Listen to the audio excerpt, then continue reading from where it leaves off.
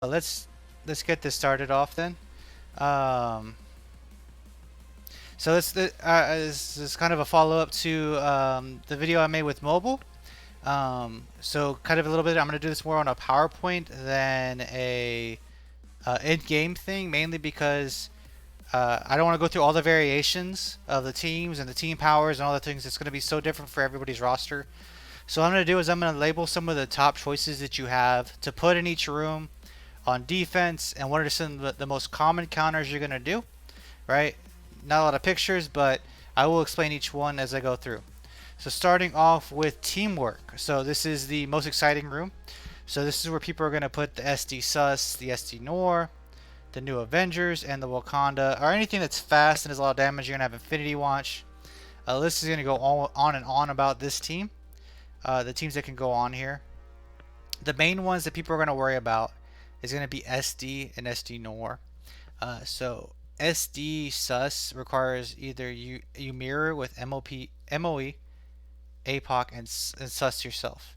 If you don't have that as an option, what you want to do is you want to burn with the tech team. The tech team is your worst tech team, and your second worst tech team sandwiched between Drax. Let those three die, ult with Minerva, and pause for 5 minutes. Let the timer go to 0, then follow in there with MOE with APOC over Ultron. Put APOC next to what is his name? Put APOC next to Absorbing Man, right? And that's gonna help you beat him. Because then what's gonna happen is, right, they're gonna go into Sus on the second turn is gonna go straight into Absorbing Man. Then your team's gonna go. Kang's gonna knock off Robbie. You're gonna start with then killing off Hardlight with Titania. So Titania ult to disrupt the Hardlight. Go in there with Kang, kill the Robbie. APOC ult into Sus, and you've won. Nor, I think you're gonna do MOE. So your goal for SD anything is to pull the MOE. Right, you want to force MOE into this room. New Warriors will not beat SD Sus in one. If you are SD Noir in one. If SD Noir is in any other room, you can beat it with New Warriors still. But in this particular room, it's very dangerous because of all that extra follow-up attacks. You can find yourself where New Warriors members don't have as much health, and they can get tunneled down a lot easier. Okay. New Avengers Dorm is annoying. They're all very fast, and you can't just cheap shot them out if they have Dorm in there. So Dorm is a great pick for this particular room to keep Toons alive because, again, you're doing a lot of pings with all those assists, and Dorm is usually just a striker already, so he's going to be pinging in there too. And then you got your Wakanda, your YAs, Infinity Watch, all those things. They all have their own counters. They're more commonly known, so I won't go into detail. But if you have a particular one on room 1, feel free to DM me on Discord, and I'll happily help you out on that.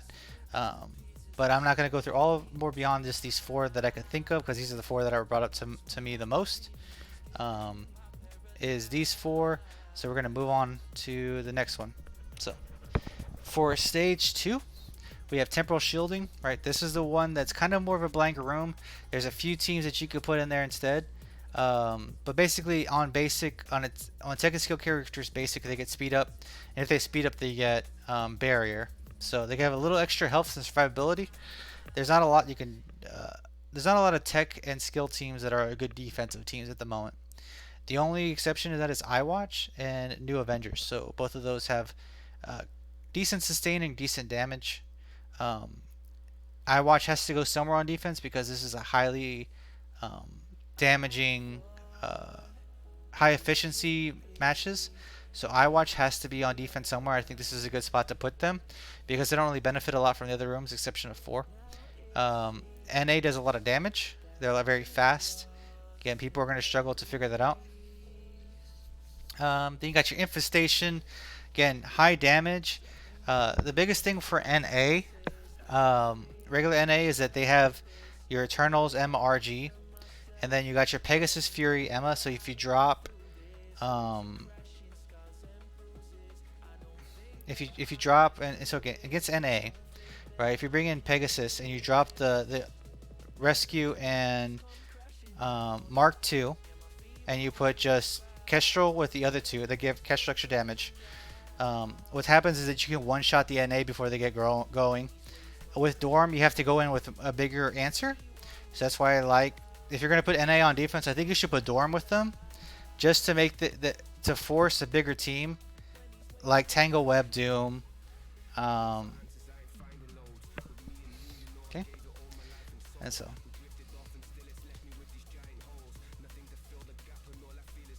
And so, welcome in Sticky. Hi guys. Welcome in chat. And again, this season I'm gonna try to be better at streaming, just with the sun, and the school year being in there. It was kind of difficult for me to get in the groove of streaming, but we should be getting in a groove back. So you can watch me live on Twitch, usually about 9 or 10 Eastern. So a little later in the evening, but I can only start streaming once my son goes to sleep. Okay, so the next room we got is Stage Corrupting Power. So here you're going to have your typical room 6 room, so your Dark Hole team, right? You're just going to slide that over. If you don't have Black Order seem to take prominence in this room last season. If you were on the upper end, Black Order has this nice thing where Thanos ults, Proxima ults, and Maul ults turn 1 instead. So what happens is you have a bunch of rewinds at the very opening. So you can sneak in a nice damage dealer like Quicksilver, Doom, or Sus. You can sneak one of those 3 in there to add extra damage to protect those 3 from just going off on your opponent. And with Thanos flipping things as well, it makes it a very challenging counter to do. So I recommend Black Order if you have them built. If you don't, just again, you don't have to build anything for this room. Just slide whatever you had in 6 already over to 2, and then, over to 3, and you'll be just fine. Black Order, the thing I would tell you is that straight Black Order you can be with Doom, Nova, Mr. Negative, Quicksilver, and Emma. You don't really need Quicksilver there, but Mr. Negative helps that when Thanos ults, you killing that summon will help rewind them back as well, so that you're not completely falling behind. Makes the fight a lot easier. So Mr. Negative's good. Obviously, Hela is a good option here. Hela and Zim. The biggest thing with Hela is that you like to use them against iWatch because of that they permakill, and iWatch has all that extra health. So that's something to think about. That's what I was using at the end of last season. It was pretty efficient, pretty common to beat them, especially in corrupting, where they get that ultimate ability, right? Doom goes straight into his ult, and you win. Okay. Okay. Room 4. Yeah. Room 4 we got here is Spec Ops. So we got your ULX and you got your iWatch, right? Or you can just treat this as a black room, right? You could put Infestation here, sure. I think your main 2 are going to be ULX and iWatch, mainly because they become more annoying, right? They're not going to be unbeatable, but in iWatch, them going under stealth, them doing extra damage, pinging you out here or there, is going to be extra annoying. I think ULX benefits from this room better than they do from 5, to be honest. So I'm going to put ULX here on my teams. You can still beat ULX with new warriors. You can still beat them with new MOE. You can still beat them with the mirror. I would avoid the Dorm, the Walking Hate, as we used to call it, the Dorm's SA Kestrel team. The reason why is because Gambit's going to go under stealth when you miss, and he's going to make that fight a lot harder to deal with. So I would avoid that particular team, but those 3 will work just fine still. iWatch, you're still going to use your Undying Dorm, right? They're just going to be more annoying because they're going to be going under stealth and out of stealth, making it more challenging. But you should be just fine beating them. Just takes in a couple extra turns. If you want to go speed efficiency, right, you can always do APOC Eternals to knock out iWatch. Again, that's if you can afford APOC here. But most of us cannot because you have APOC elsewhere. Sorry, Ellen. It's a little late here, but I'm going to keep going. Okay, room 5. So this is my stage 5. So this is going to be immune system. So mutants are going to clear off negative effects.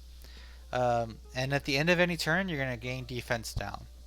So first of all, ULX and Death Seed are probably your best teams. by far, because there's only really two functional mutant teams we really have. There's not really a whole lot of other teams you can use here.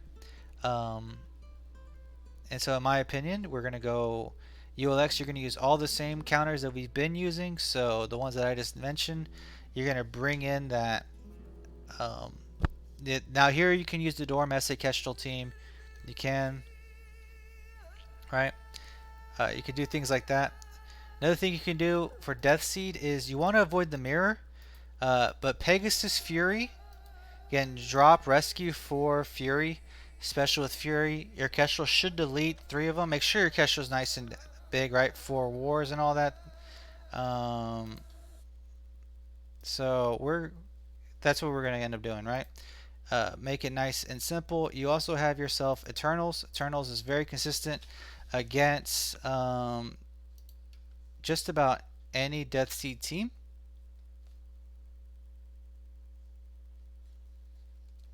Okay.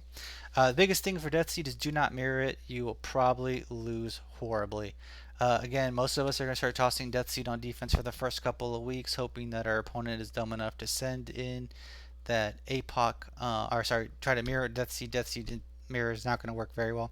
You can still win with the mirror, but it's going to be painful. It's going to be difficult.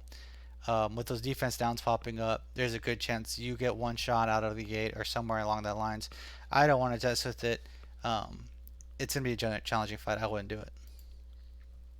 Okay, room 6. So top teams again, you're going to see your SD sus, your SD teams in here.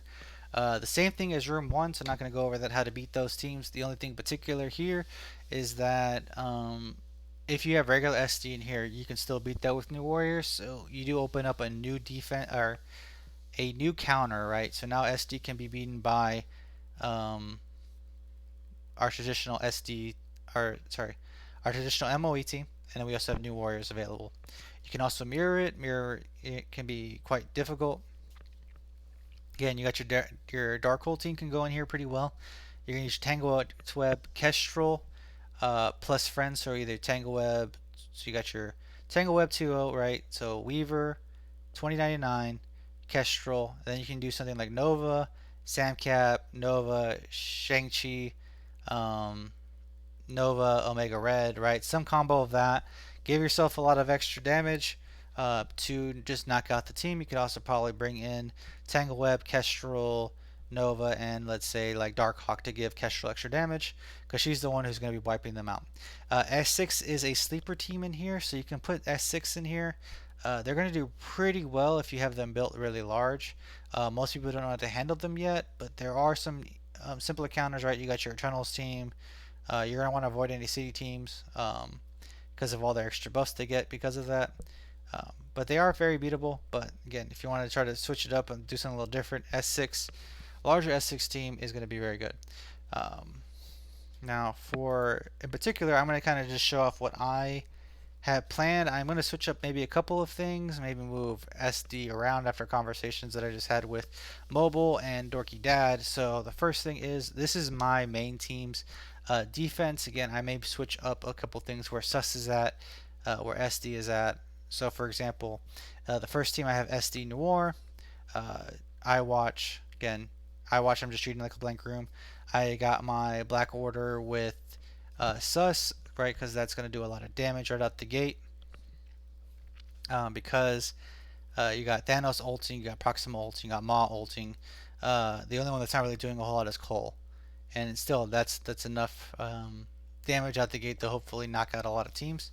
Again, you have ULX causing problems, going into stealth, doing a lot of damage, trying to take advantage of that gambit that I pulled that one diamond on, hoping that that helps. Again, I have Death Seed in 5, hoping that my opponent tries to mirror it, and then I have Darkhold in 6. Again, this is what my main account's doing. This is my upper level account, and then I also have like a free-to-play account. So I do have 2 accounts in this game, and so this is what my free-to-play account's doing, right? So I don't have Sus. My ST is going to be significantly smaller. I don't have the counters as the MOE and the new warriors built as big, so I tend to keep a little bit more on offense, not a ton more, but it does help spread out my roster. So I'm gonna have Wakanda in 1. Again, they're fast, they do a lot of damage, they're all gonna be strikers. again, uh, I watch. I'm going to keep on into. Right, they even at lower levels, they're still a better team than a lot of other teams because again, they're going to take turns to kill. They have a lot of health. They have the safeguard and immunity. Um, Always a challenging team to kill. Um, you got your room 3, right? So Proxica is a little sleeper team, right? You can sneak her in here. She can rewind the Weaver, and then they do win against Tangle Web if they don't bring in like an Emma and they don't think that through. This one gets sleeper wins all the time just by having a little bit of a trick. Again, if you're watching this, if you see this, you just put Tangle Web, you put an Emma there, and you're just fine, right? But if you stick your regular Tangle Web and you have your like Kestrel, Omega Red type of team, Nova, uh, she, she will go. Proxima will go in between 2099 and Weaver, and Proxima can hit the Weaver and win you the game. Again, not always gonna happen, but you know, again, I have ULX still in the same spot. I have Death Seed in 5, just in case, and I have SD in 6. So I'm keeping those new teams, right? I don't have Black Order for this count. I don't have Black Order built. I'm gonna keep Gamma on offense just so I have extra firepower to make sure I get through. Because this account still is in, I believe, Diamond 3. So it's not or sorry, it was in Masters 1, but now it's in Diamond 3, as opposed to my main account that is in Masters 2, got down to Masters 1. So it's similar. It's amazing how even just one tier of masters is different. And so they float about 200 trophies away apart from each other, or sorry, about 100 trophies apart from each other. Um, so I still get some pretty large punch ups on this account. But I just need more offense on this account to make sure that I full clear still get those resources that it needs, as opposed to a main account, right? Where I am spending, I am buying strike passes, things like that. So this is more of if you don't have all those teams built, you don't want to leave too much on defense, right? The bigger the roster, the bigger things you can put on defense.